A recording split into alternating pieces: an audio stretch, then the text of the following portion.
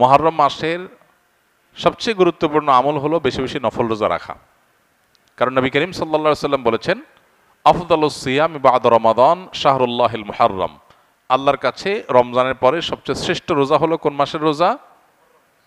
আল্লাহর মাস মুহররম মাসের রোজা। মুহররম মাসকে নবীজি বলেছেন কার মাস?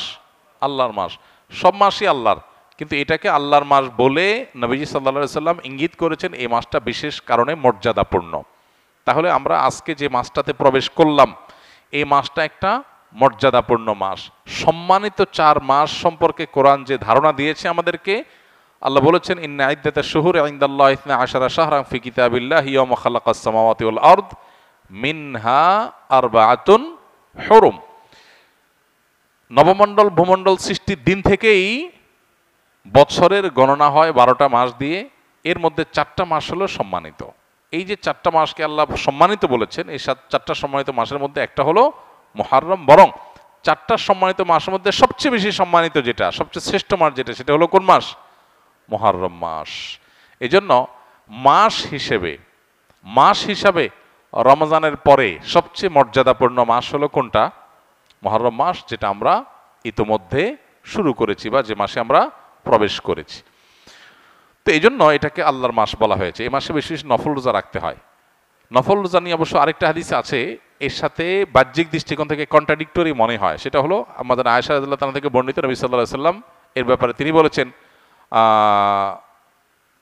মা রাআইতু রাসূলুল্লাহি সাল্লাল্লাহু আলাইহি সাল্লাম ইস্তাকমালা সিয়ামা শাহরিন কাত্তু ইল্লা ফি রমাদান ওয়া মা রাআইতুহু আকসারা সিয়ামা মিনহু ফি শাবান। অর্থাৎ আমাদের আয়েশা বলেছেন রাদিয়াল্লাহু তাআলা আনহা, যে আমি নবী করিম সাল্লাল্লাহু আলাইহি সাল্লামকে পুরো মাস রোজা কমপ্লিট করতে দেখছি এক মাসে, শুধু ছিল রমজান মাস, যে পুরো 30 দিন রোজা রাখছেন।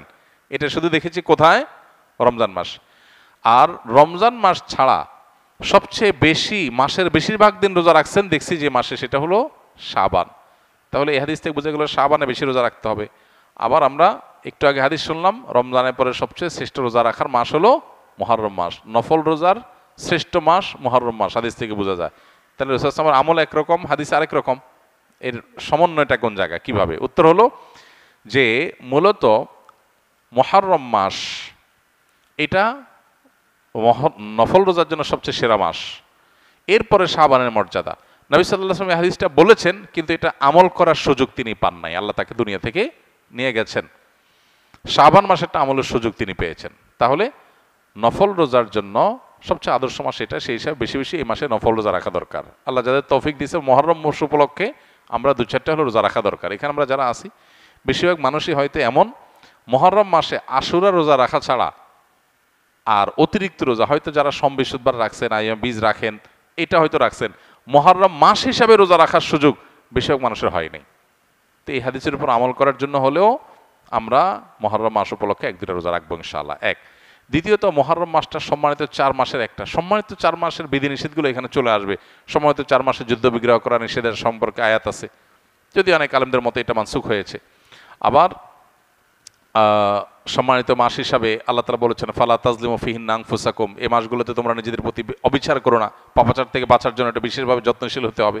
ইবাদত বন্দেগী রুটিন কাজগুলো বিশেষ আন্তরিকতার সাথে করতে হবে। এটা হলো মুহররম মাসের করণীয়। এছাড়া মুহররম মাসের মধ্যে আশুরার দিনটা আছে, সেই উপলক্ষে বিশেষ করণীয় আছে আশুরার রোজা রাখা। আশুরার রোজা রাখা এবং আল্লাহ তাআলার শুকর আদায় করা মুসা আলাইহিস সালামের বিজয়ের কারণে 2টা রোজা রাখা সুন্নাত আশুরাকে কেন্দ্র করে। এ হলো মুহররম মাসের করণীয়। এর বাইরে মুহররম মাসকে কেন্দ্র করে অনেক করণীয় আমাদের সমাজে আছে, যেগুলো একটাও কোরআন বা হাদিস দ্বারা প্রমাণিত নয়।